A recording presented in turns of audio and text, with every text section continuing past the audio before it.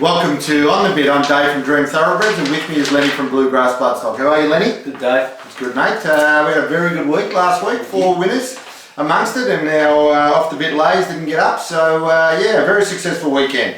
Only one Group 1 this weekend, but it's one of the big three for the spring, mate. The $3 million Caulfield Cup over 2,400 under handicap conditions. And yeah, what do you like in the Caulfield Cup of 2014, mate? Well, Dave, it's good firstly to see a couple of local horses there that have got really good form, and Lucia Valentina and Dear Demi, who are going to be competitive because it is a race that you get a lot of imports now, and horses that have been here, that have been imported and raced here, and that's what I'm actually is my top selection. Is he might be considered a local now, but he's an import. That's Ladari, Peter Moody's horse. He's got the perfect form lines coming into this. Very good in the Underwood, ran 4th. And then backed that up, running a really good second in the Turnbull Stakes behind Lucia Valentina. Meets her better at the weights, a kilo better. The great thing is he's actually drawn barrier 4, so he's going to get a lovely run. I think probably from the Japanese horse Bando. I reckon he'll probably lead, and I think Ladari will just be sitting there. He actually hasn't run over 2,000 or beyond in Australia, but he's got impeccable form in France over the 2,400. Yeah. So I think he's really going to appreciate the mile and a half, and I'd say he'd be trained to the minute. Great price at the $14. So that's where I'll be going, Dave. I like the Japanese horse, well, both the horses, but I think Bando will probably be better at the mile and a half. Lucia Valentina, obviously. Just the credentials are there. She's been really good this time in, and I think Dear Demi will run a lot better back in handicap conditions, heading back from the weight for age. So I'll be on top Ladari for me. I think she was only in for the run last week, Dear Demi, so she'll improve. I think there's two ways of looking at this race. You either think Lucia Valentina just wins it, or there's 12 chances outside of her. The questions you need to ask in relation to Lucia Valentina is she much better than the rest? I feel she's drawn a nice barrier to get some cover, but she is going to get back in the second half of the field. So she's got a Group 1 winning jockey on her, and Karen McAvoy, and she still has some improvement, and she probably has the right prep coming into this race. My only doubt is one, that she hasn't actually won over the 2,400.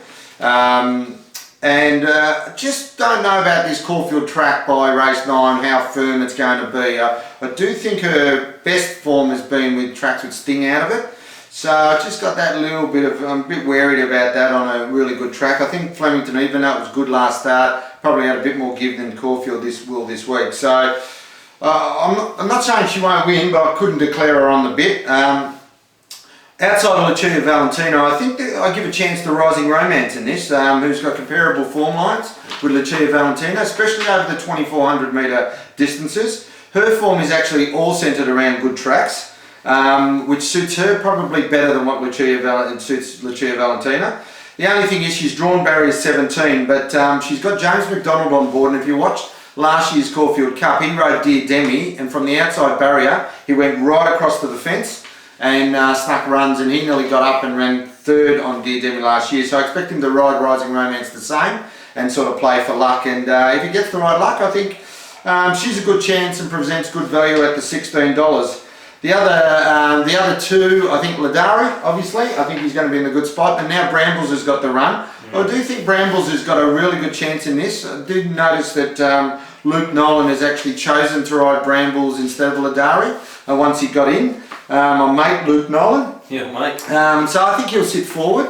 So I think he's been coming back into form. A couple of years ago he did win over 2,400. So I think Brambles is actually really starting to improve. Yeah. So and he won that from sort of running off the front as well. So yeah, I think they're good value. Ladari's about that 12 to 1 now, I think, and Brambles a bit more value. So they're the two that the stablemates could play a strong hand in there. So I doubt the internationals can win for what it's worth. I just think the journalists seem to fool you a bit and just sort of crow them as if they're all superstars, and I just don't think there is a superstar in this particular race of this year with the internationals. And I do think a couple of them are targeted for the Melbourne Cup and only using this as a run. So I don't think they can win personally.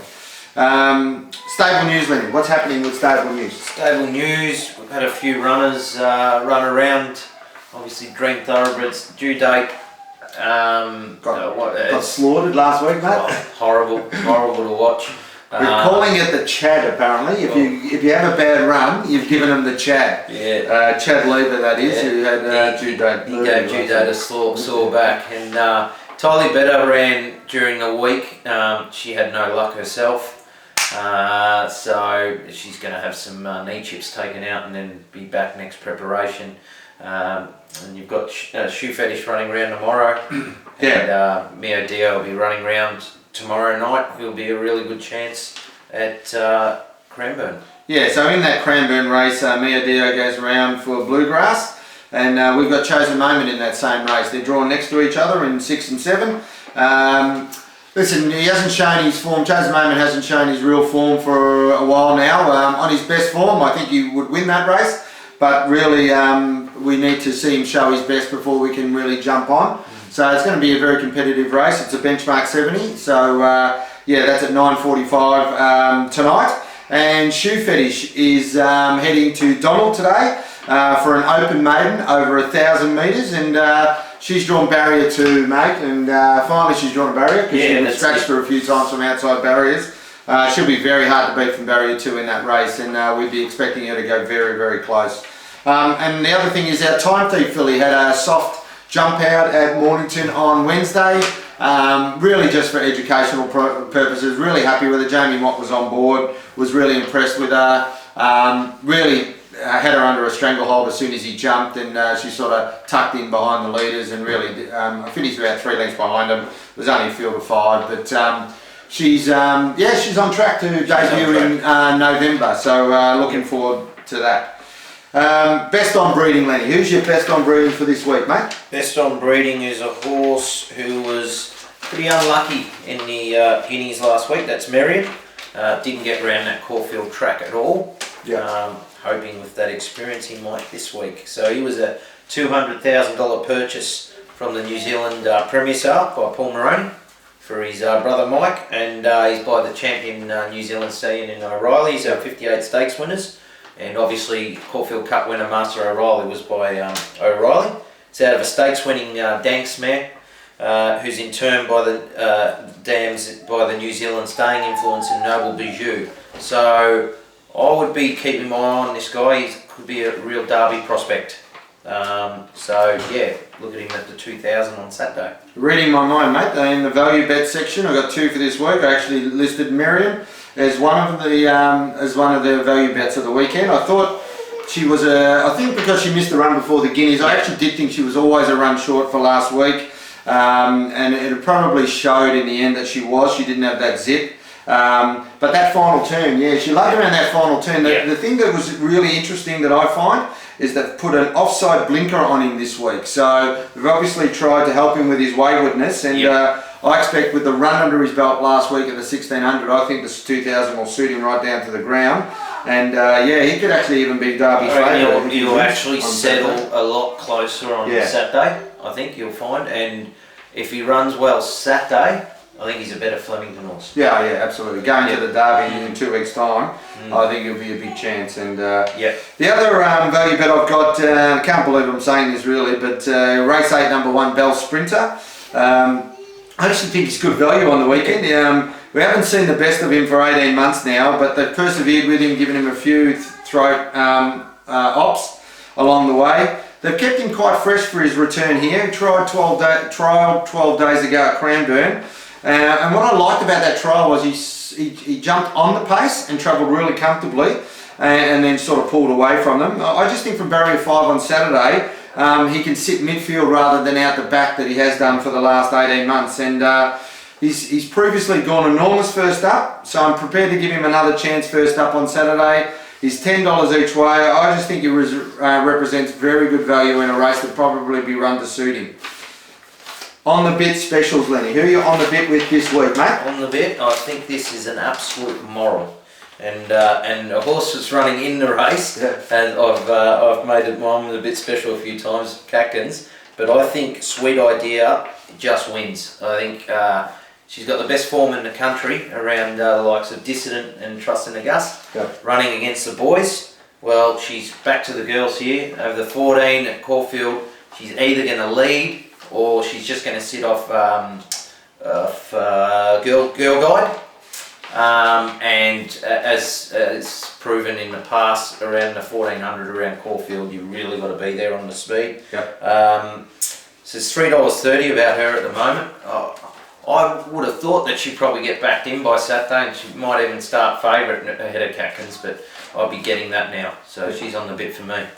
Nice one. I'm on the bit with race 10, number 3, Anatina. I'm waiting for the last again this week. Shamawin was my on the bit special last week, and Nick Hall got way out of his ground. I don't know why he got so far back in a race that I thought she was really the dominant horse in. Anatina this week won't get that far back. She's drawn barrier 2. She's set to get a beautiful run just behind the speed. I actually don't think they'll go that hard in this last race. So I think she'll be able to sort of run within herself. She ran a close second in the Group 1 Galaxy in the autumn over 1100, which I think is her pet distance and the distance of the race on Saturday. Craig William knows her very well, and I expect her to be far too classy for her rivals this week. She's $2.90 fixed. I think she's on the bit. Off the bit, Lenny, who are you laying this week, mate? It was your special last week. Shamawin? It's off the bit this week. Yep. I can't really believe she's favourite. Like, she's been running well without winning in mare's grade. Yep. And sort of Group 3 last start, and she's going to a Group 2 against the boys, and there doesn't seem to be a lot of speed for an 1100 metre sprint, and you know she's going to get back from the gate. I think she's going to find it really hard for myself, and I'll be preparing to risk it, the $5 quote that she is. I'm off the bit with race 3, number 3, Maastricht. I'm not sure this filly has a more covered tomorrow. She's favoured in this race. She had a long time to pick up the winner last start. She had every chance, I thought, in behind their speed. She did drive to the line, but she just gave me an impression that she was just a little bit dour. I just think from barrier 12, I'm just not sure where she's going to get to on Saturday, and I just think she's a big risk at the short price, so she's off the bit for mine. So as I said, Caulfield Cup Day this Saturday, mate. An exciting day's racing. Another good card from Caulfield to end the carnival at Caulfield, and we're heading to Moonee Valley next week. So we'll see you next week. Good luck. Cheers, guys.